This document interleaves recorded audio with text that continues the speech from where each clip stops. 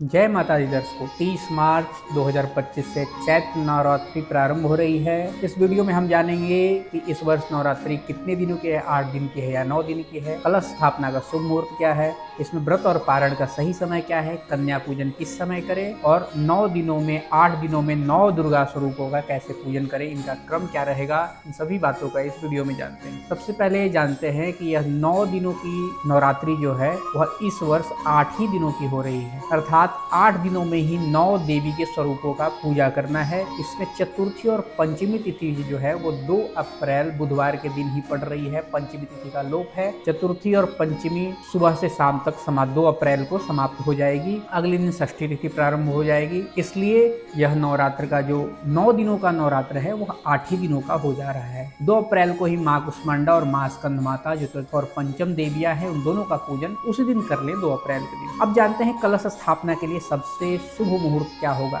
वैसे कलश स्थापना पूर्वाह्न में कर लेनी चाहिए, दोपहर से पहले कर लेनी चाहिए और 30 तारीख को प्रतिपदा तिथि सूर्योदय काल से ही प्रारंभ हो जा रही है। इसलिए आप सूर्योदय से ही कलश स्थापना प्रारंभ कर देंगे। इसमें कोई भी दोष, वैधृति आदि दोष नहीं है। वे सुबह सूर्योदय काल से कलश स्थापना प्रारंभ कर देंगे और यह दोपहर जो अभिजीत मुहूर्त का जो समय है दोपहर में वह 11:35 से 12:24 तक हो रहा है। तो सूर्योदय कालीन से लेकर अभिजीत मुहूर्त तक के समय तक आप कलश स्थापना कर सकते हैं। 12:42 से पहले कलश स्थापना कर ले, यही सबसे शुभ समय है कलश स्थापना करने का। अब बात करेंगे व्रत विधान की। अष्टमी और नवमी का व्रत ज्यादातर लोग करते हैं। कुछ लोग ऐसे व्रत करते हैं कि वह प्रथम दिन प्रतिपदा तिथि को व्रत करते हैं और अंतिम जो व्रत है वो अष्टमी तिथि को करते हैं। तो 30 मार्च को पहला व्रत कर लेंगे और अष्टमी तिथि पड़ रही है 5 अप्रैल शनिवार के दिन। तो अष्टमी तिथि वाले 5 अप्रैल को व्रत करके नौमी तिथि में पारण कर लेंगे। वही जो लोग ऐसे लोग हैं जो पूरे संपूर्ण नवरात्रि का व्रत करते हैं, यही उत्तम समय माना जाता है किसी भी व्रत के पारण करने। अब सबसे महत्वपूर्ण है कन्या पूजन। कन्या पूजन कुछ लोग अष्टमी तिथि को भी करते हैं और नौमी तिथि को भी करते हैं। अष्टमी या नौमी किसी भी दिन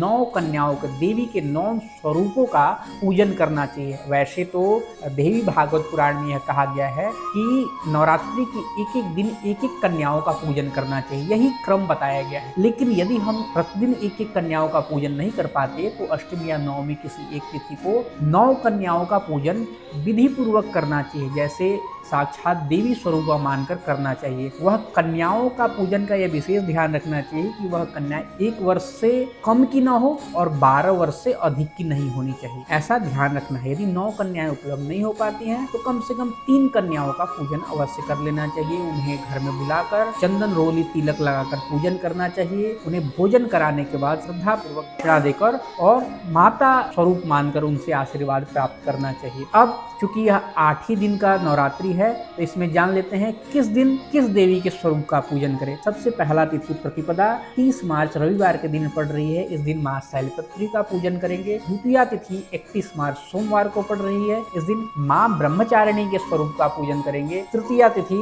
दिन मंगलवार 1 अप्रैल को पड़ रहा है, इस दिन मां चंद्रघंटा के स्वरूप का पूजन करेंगे। चतुर्थी और पंचमी 2 अप्रैल बुधवार के दिन ही पड़ रही है, तो चतुर्थ और पंचम देवी मां कुष्मांडा और मां स्कंद माता का पूजन एक ही दिन करेंगे, 2 अप्रैल के दिन। तो षष्ठी तिथि 3 अप्रैल गुरुवार के दिन पड़ रही है, मां कात्यायनी का पूजन इस दिन करेंगे। सप्तमी तिथि शुक्रवार के दिन पड़ रही है, 4 अप्रैल के दिन मां कालरात्रि की पूजा इस दिन करेंगे। अष्टमी 5 अप्रैल दिन शनिवार के दिन पड़ रही है। अष्टम जो देवी है मां महागौरी की पूजा इस दिन करेंगे। नवमी जो सिद्धिदात्री देवी है वह 6 अप्रैल रविवार के दिन इनका पूजन करेंगे। और माता का आगमन की भी विचार कुछ लोग करते हैं। रविवार के दिन माता का आगमन हाथी पे होता है और यह जो हाथी पे आगमन होता है वह वृष्टि को, फसल को अत्यधिक मात्रा में करने वाला और संपूर्ण रूप से सुखदायी होता है। यह अच्छी वाहन माना जाता है हस्ती पे माता का आगमन। तो आप सभी को इस वीडियो में सभी तरह की जानकारी नवरात्रि से रिलेटेड, चैत्र नवरात्रि से रिलेटेड हमने उपलब्ध कराया।